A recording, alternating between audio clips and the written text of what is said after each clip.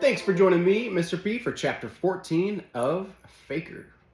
From ICL to Trey Kirkwood, student, subject, truth. El Capitan is a fake company and I can prove it. I stare at the latest email as if the force of my will can burn it off my screen. I can prove it? How? Nathan Pohl couldn't prove the sky is up if you tipped him off that the earth is down. There's no way he could outsmart Dad, who covers his tracks with total attention to detail. Hey, Nathan, I greet him Monday morning. How was your weekend? What's it to you? He growls, opening his locker door so it clatters against mine. I barely whip my hand out of the way before it gets smashed.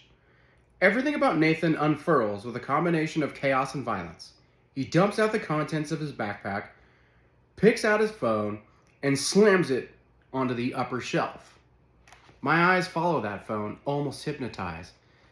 If he's IC all, the emails might be coming from that very device. If only I could get my hands on it. Ha! Like that's gonna happen. Even if I ask nicely, he'll tell me to forget it. The guy hates me. Why did I have to put grape juice in my lunch that day? At that moment, a stream of water sails across the hall, striking Nathan in the back of the head. What the? The big lineman wheels. A couple of his football buddies crouch at the drinking fountain, laughing their heads off as a well-placed finger directs the ice-cold spray at their teammate. With a howl like a wounded moose, Nathan flies towards them. They make no attempt to escape him. Instead, the three of them stand in a triangle, punching each other and yucking it up like nothing has ever been so funny. It's quite a sight, but I can't get past the fact that the phone is just sitting there in Nathan's locker, totally unattended. As I pluck it off the shelf, the motion brings the screen to life and it asks me for a passcode. If I was a middle school football star with a single-digit IQ, what code would I choose to protect my phone? I key in the obvious 1234. Incorrect. Uh-oh. I watch as Nathan tackles his teammates and scrambles back up to douse them from the fountain, cackling with the joy of combat. Maybe my first try was too complicated. I key it in, 1111, and I'm in.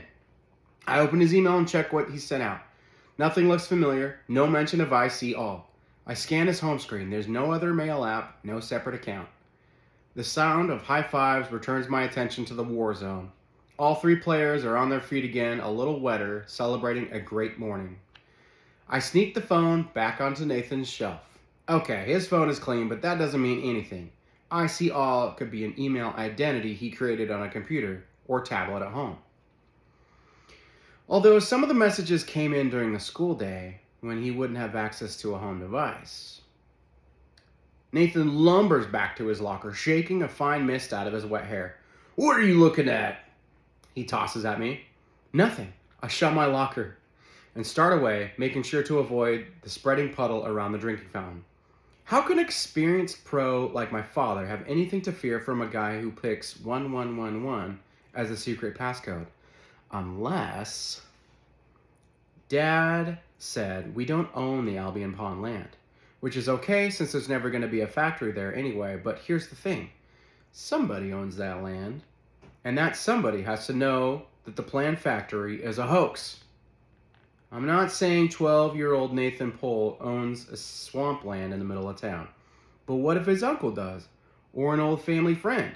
Whoever IC all turns out to be, it's not unreasonable to believe that this business about who owns the land is what created the suspicion about El Capitan in the first place. Dad always tells Ariana and me that no operation is ever completely airtight. What if the furniture manufacturing center is the leak? If I can figure out who really owns that land, I might be able to trace that person to the source of the IC all emails. I come down off the excitement of my discovery. I really should discuss this with Dad, but how can I do that without risking an instant Houdini? No, I'm better off on my own. Scene change. Box Elder Municipal Hall is about as different from the sprawling waterfront homes of the Point as it's possible to be. It's located in an ancient red brick house near the center of town, just a few blocks from Albion Pond. Inside the door, there's a plaque identifying it as the first building ever to go up in Box Elder. And judging by the shape of the place, it's going to be the first building ever to fall down here. The floors creak, the ceiling sags, the lights flicker, and the whole place smells like mothballs. The Hall of Records isn't a hall at all. Just a desk in front of stacks of file boxes. I head there after school, hoping to keep a low profile. The El Capitan is getting pretty well known around town, and that frame extends to Dad and, to a lesser extent, Ariana and me. My original plan was to sneak into a computer cubicle and look up the information I need. No such luck. The only computers are the old boxy kind, and there are a grand total of 2 of those. One on the Hall of Records desk, and the other at the sanitation department, also a desk. The only way to get information is to write your question on a pink slip and hand it in to Hildy, the keeper of the files. She frowns at my paper. I assume the city owned Albion Pond, such a lovely spot. My Archie and I used to take walks there when we were courting. Of course, that was a few years back. I get the feeling that Hindy hasn't been to Albion Pond in a while. Could you check for me, please? I request. I heard something different. For a little old lady, Hildy must be pretty strong. She starts throwing around giant file boxes like they're helium balloons.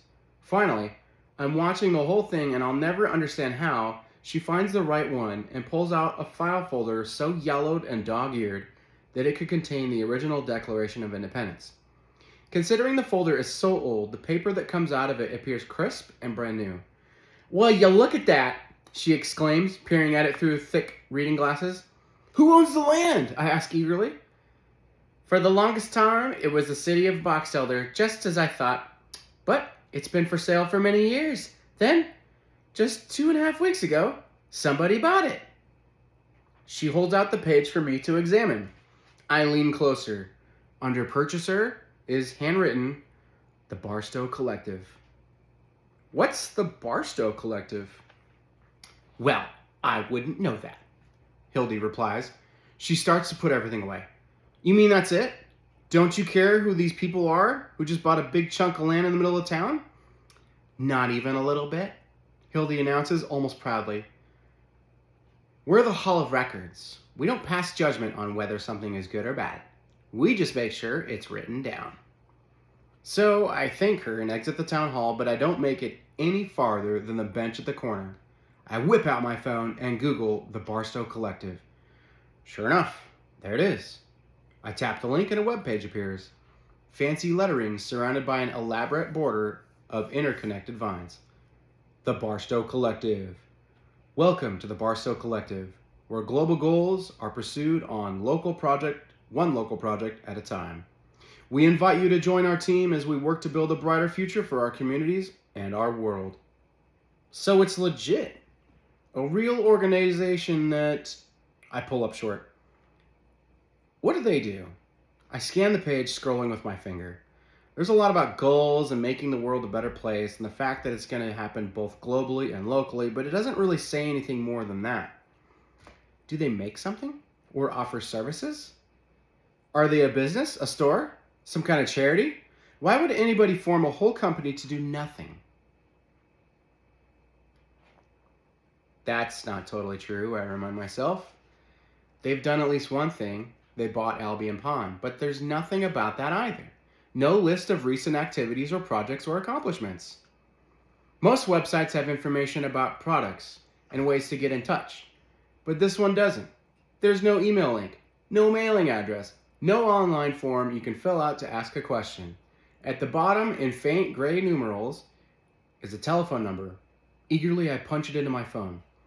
The Barstow Collective is hard at work developing, innovating for a better future, comes a woman's voice. We appreciate your interest in our very important work. There's a beep, so I start to leave a message. You know how you guys bought Albion Pond? Mailbox full. An electric drone cuts me off. The call ends with a click. How could the Barstow Collective stay in business when there's no way for anybody to be a customer? It's almost as if they set the whole thing up to make themselves unreachable. My head is spinning. Could I see all have a connection to this uncompany? It would explain how my mysterious emailer figured out that El Capitan was phony in the first place. Doesn't sound much like Nathan, but kids have adults in their lives, parents, aunts, uncles, and family friends. He could have help. One other possibility occurs to me. You don't live 12 years as the son of a con artist without recognizing something phony. What if the Barstow Collective has nothing to do with I See All and the emails? What if it's my father? That's what I was thinking. Dad told me that El Capitan doesn't own the site where its factory is supposed to go. Maybe he formed the Barstow Collective to buy the land instead. Then he could prove that he has the right to build on it. Sounds very dad, always covering all bases. But that would mean he lied to me, and Dad and I are always honest with each other. We don't keep secrets. That thought makes my face burn. I'm keeping a pretty big secret from him right now. Scene change. Meanwhile, there's trouble in the point. Mona Lisa's arch nemesis, Croesus, gets loose and comes after the cat that's been teasing and taunting him forever. Mona, whose courage doesn't extend to physical combat, bolts up the tallest tree on the Romanos' property. As Logan puts it, a NASA rocket couldn't get that high that fast. By the time I make it back from Box Elder Municipal Hall, Logan's neighbors have already gotten their furious, snarling Rottweiler under control. But Mona is stranded at the top of the towering willow. She's pretty spooked and doesn't intend to come down anytime soon. When Logan boosts me up to the lowest branches, the calico still is way above me, and I don't dare climb much higher. Mona is meowing nonstop. I don't speak cat, but the message is obvious. What's the holdup? Out of options, Logan calls the fire department. We're talking about a cat? The operator asks dubiously. Logan is struck dumb, so I snatch the phone out of his hand. She's an amazing cat, and she's really high up and really scared. I don't think she knows how to come down. How soon can you get here? Logan demands over my shoulder. It's not one of our priorities, the operator informs us. She's sympathetic, but the fact is, we're going to have to wait. I squint up at Mona high above us. I feel so bad for her. Logan shrugs. She earned this. She's been torturing Croesus for months. Yeah, but she looks terrified. You think? He muses. To me, she just looks ticked off. Kind of like Kaylee when she found out about your dad's factory. Don't remind me, I groan. She believes me when I tell her I'm on her side, but part of her blames me for Dad's factory. Logan nods. It's not too comfortable between a rock and a hard place. I regard him in something like surprise. I've made and abandoned a lot of friends over the years. Logan's different though. He gets me. He understands. Then I remind myself that Logan doesn't understand everything, and it's a good thing he doesn't. Then he'd know there's no El Capitan Motors, and no Trey Kirkwood. Not really. The roar of a loud diesel engine jolts me out of my reverie. A hulking red ladder truck is pulling up to the curb in front of the Romanos. Startled by the noise and the commotion, Mona Lisa darts out of the tree, appearing a few seconds later at our feet. Logan is disgusted. Oh great, you can be the one to tell those guys they came all the way over here for nothing. The calico wants nothing to do with that suggestion. Tail high, she marches away from us, disappearing around the side of the house. Firefighters in heavy raincoats and rubber boots jump off and head towards us. The message flashes between Logan and me as if by radar. Mona has the right idea.